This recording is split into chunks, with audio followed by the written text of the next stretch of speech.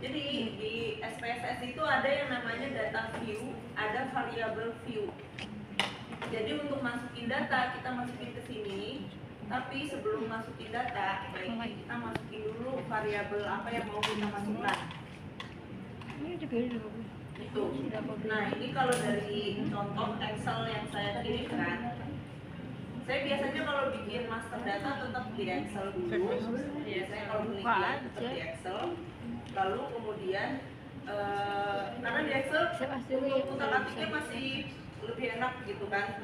Kalau udah di SPSS nanti suka tersortir lah apa segala macem gitu kan. Jadi tetap master data ditaruh di Excel.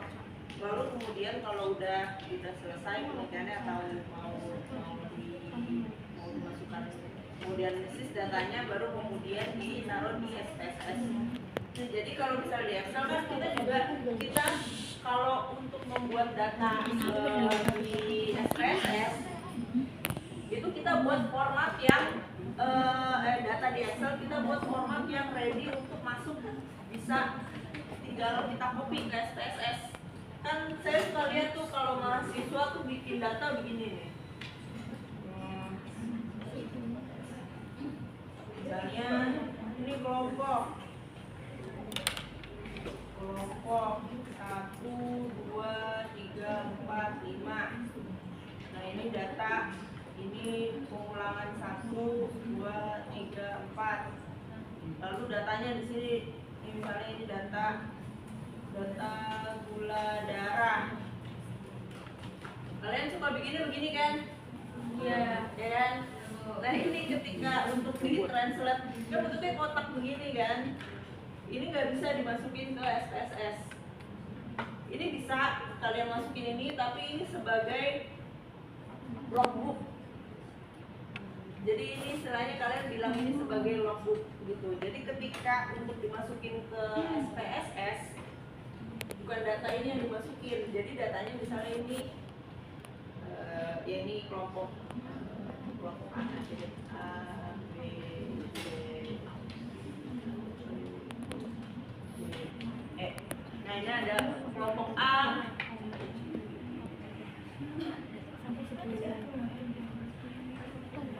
Nih ini kan ada kelompok A, B, C, D, E.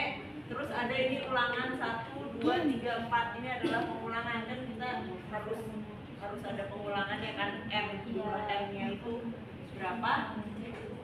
Nah yang dicatat dimasukin ke dalam SPSS itu adalah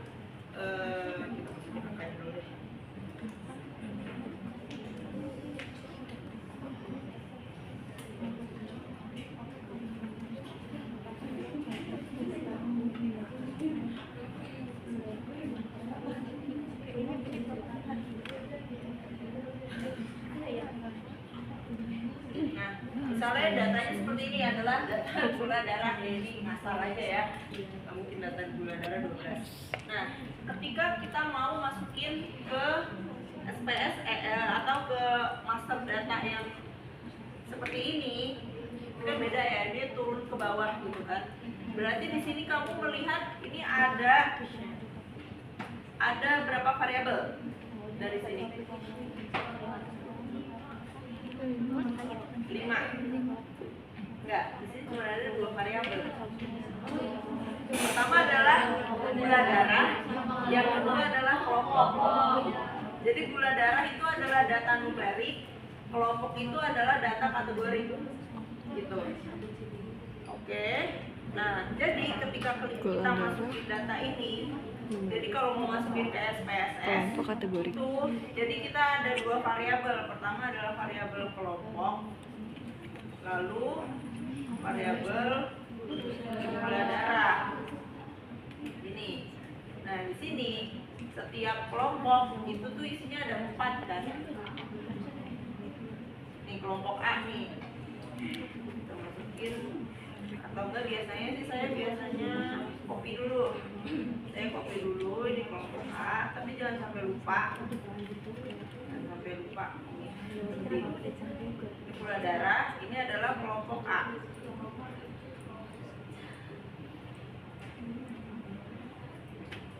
Ini. Lalu kelompok B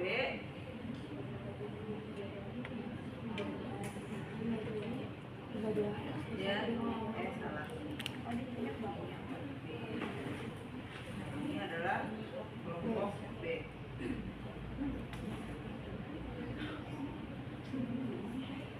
Itu terus sampai ke bawah. Gitu. Nah, ini baru satu step. Nah, di SPSS itu dia tidak bisa mengenali A sebagai angka gitu, sebagai satu kelompok. Jadi kita harus translate. A itu kita bikin sama dengan 1, B2, C3, D4, D5. Nah, tapi ini kita biasanya buat bikin ini kita bikin guide sendiri, kita catat, jangan lupa dicatat ya, nanti dia tahu. Nah, ini cara masukin data. Biasanya kalau di logbook kalian tulis begini kan. Nah, tapi nanti untuk master data besarnya, ini kalian harus bikin seperti ini. Jadi semuanya berhubungan. Jadi satu jalur. Ini misalnya subjek, kalian pakai tikus nomor 1. Dia berarti jenis tikus orang ini Pak. Kalian pakai orang. Subjek nomor 1. Jenis kelaminnya ini laki-laki. Di sini saya bikin perempuan adalah 1, laki-laki 2, gitu kan?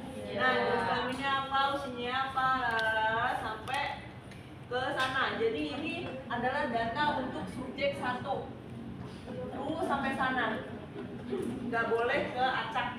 Jadi kalian kalau nanti suatu saat pegang data besar atau di rumah sakit atau kayak gimana nanti kelihatan, nanti datanya, peletakan datanya adalah seperti itu. Jadi dari subjek semuanya dari satu row ini. Satu row ini adalah punya dari satu subjek yang sama. Gitu. Kalau ke acak-acak nggak boleh sampai ke acak-acak sih. Oke, gitu ya. Jadi ini data yang saya kirim. Ini ada 2 data sih. Yang pertama ada subjek, ada jenis kelamin. Ini adalah kalau nomor subjek ini nggak dianggap sebagai variabel ya. Ini saya biasanya kalau bikin data saya nomorin dari 1 sampai ke bawah, karena ketika nanti analisis atau copy data itu suka nanti jadi suka